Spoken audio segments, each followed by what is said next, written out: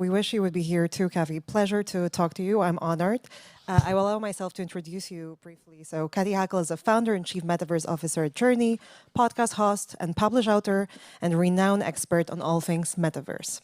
I thought we can unfold quickly 3 questions, and these are the things that people were also sharing with me yesterday. So, I prepared 3 questions. First one is the one that you're probably used to now. So, what is the metaverse? Are there many metaverses? Is it singular, plural, or is it a verb? Do we or will we metaverse?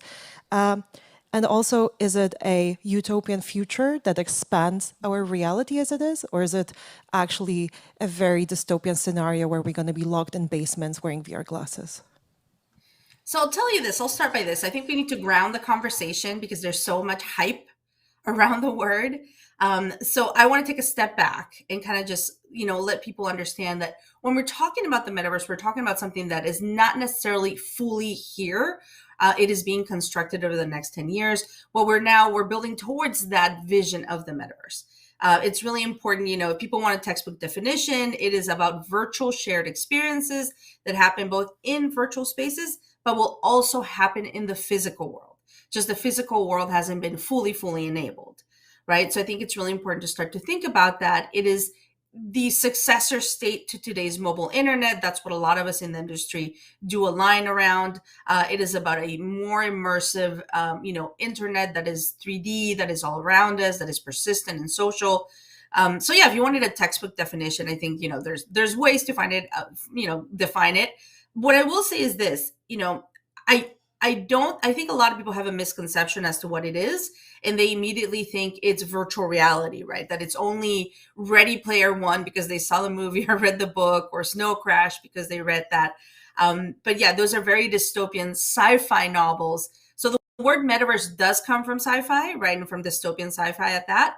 But I think a lot of us want to work towards a protopian future. So neither that dystopia of life is so horrible we want to escape, right?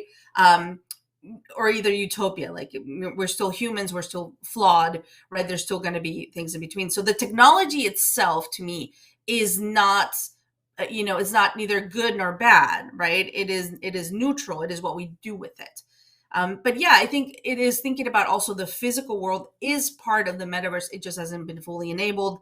It is enabled by many different technologies. So VR is one of those technologies, augmented reality, NFTs, blockchain, cloud computing, AI, many different technologies enable it. So it's not it's not just one technology, and it's not just one company. Obviously, there's a lot of things happening around Meta today with Meta Connect. But yeah, it's not just one company, and it is not just one technology. So I think a lot of us are building towards a better future that merges physical and digital. But not a dystopia that we kind of, I don't think anyone wants a dystopia. Definitely, I don't want dystopia. Thank you for answering that. That was excellent. As we are at a fashion event, at a fashion summit organized by Vogue and BCG, let's take it there. Yesterday at the dinner, we had a chat about fashion products becoming digital and phygital. And the question that I got from an excellent sustainability officer working in fashion is, why would I own an image of a product?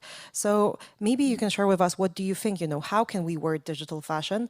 And on the kind of macro perspective, where is the body in the metaverse, this digitally dressed body? Yeah, so I think it's interesting because it's a misconception that you own the image. Yes, you own the digital asset, right? But what you're really owning when you have an NFT tied to a virtual, to a phygital product, it is you own the computer code that has the smart contract that says this is yours or this is in your wallet, right? So yeah, right now I own images of apes, right? I'm a mutant ape, for example, and or I'm a cool cat, but it's not necessarily about the image. It's the digital asset and the underlying technology that is underneath it. So I think that that's important to clarify. What I will say is that if you do take the physical world into account and you start to think about what happens to fashion when we move from our phones into glasses, right?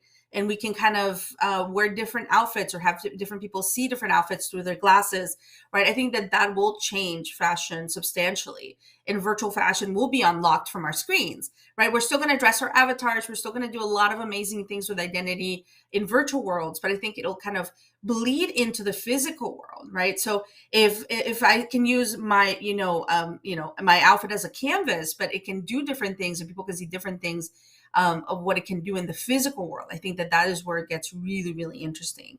So it's not so much about owning a JPEG. It's really about thinking about the underlying technology from a blockchain perspective, and then also thinking long term and a longer term future, whenever we do have glasses that merge the physical and the digital, what types of things our fashion is going to be able to do in the physical world because it is digitalized. Thank you. Speaking of blockchain, we just had a really great breakdown the second before. What's the difference between proof of work and proof of stake, and how Ethereum now successfully, after merge, has such a lower carbon footprint. I personally entered Web3 to support all the projects connected to social impact and sustainability.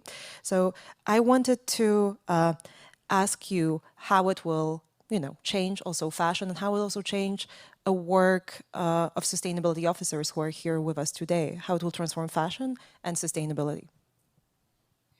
Yeah, I think Metaverse and Web3 in general are going to have impacts, right? Both on the sustainability side and on the work that we do. I'll give you an example. I just finished doing work with Walmart.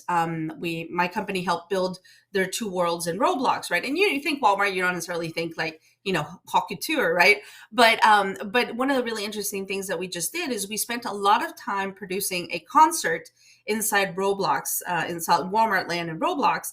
And we spent a lot of time with three different artists: Kane Brown, who's a country artist; Youngblood, who's like a punk rock artist; and Madison Beer, who's more on the pop side. And we spent a lot of time working with each artist on their virtual couture looks for that concert.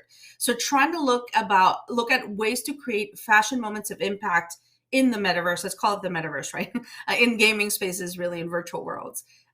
So that was a new role, right? I helped produce the concert, doing motion capture, but then I stepped into a virtual couture advisory role, helping the artist decide, what should your dress look like? What if your dress can do sparkles, and what if your hair can go on fire? So all these sorts of things, and it changes, I think, the narrative, and it really brings technology a lot closer to fashion, right? And what I think is important is, like, we don't want to create more waste. We want to be able to create less waste and more moments of impact, right? So to me, I think it's really important to start to think about how this technology and fashion come closer together, and we can start to create less waste and more moments of impact. So I do think it's going to change a little bit on maybe how sustainability officers work, maybe with the gaming side of the company, and it'll kind of evolve. I do see this. I will say that the big thing here is not only for chief sustainability officers, but for a lot of other people, it's that it's reinvigorating careers. It's an era of reinvention for many different professionals, and it's a moment for change, right, for the fashion industry. I'll give you an example. I was at New York Fashion Week a couple of weeks ago, and I used to go to New York Fashion Week, and I would get asked, like, "What do you do?" And I would say, like, I work in technology," right? It was like almost like a whisper. But now I went there, and technology was the hottest thing on the runway, right? So I think that there's this evolution in this moment right now where technology has never been closer to fashion, and it's really a good time to have a seat at the table and have these very honest conversations as to how can technology improve fashion, and how can fashion also impact technology. Thank you so much. My last question is to follow up on that. What about digital sustainability? Just a last thought, because we can think how technology and metaverse in future will enable sustainability in fashion. But looking at the other side of things, where's the place for digital sustainability and all of that? Well, I think it'll be important to kind of figure out how much energy are you using when you're, obviously, the change on Ethereum on the merge with Ethereum has changed things, but thinking through, how much energy is it taking us to build, to create a digital dress, right? Is it comparable to what it would be the same, with a physical item? So I think you're going to have to start to create comparative tools to see, what your impact is in the virtual side. But digital sustainability, I think, is important. Everything from understanding, what is your energy intake if you're using, servers, all those sorts of things. I worked for a while at a volumetric capture studio that was inside a data center, and the amount of energy, right, that is taken into data centers is massive. So, so I don't want to kind of overshadow that, digital does have a footprint, and we do have to be conscious, but starting to create metrics around how much does it cost us to build this dress, let's say, in the physical world, and how much does it actually take for us to build it in the virtual side. That was excellent. I hope we will all kind of follow and also take under consideration digital sustainability. Thank you. Thank you.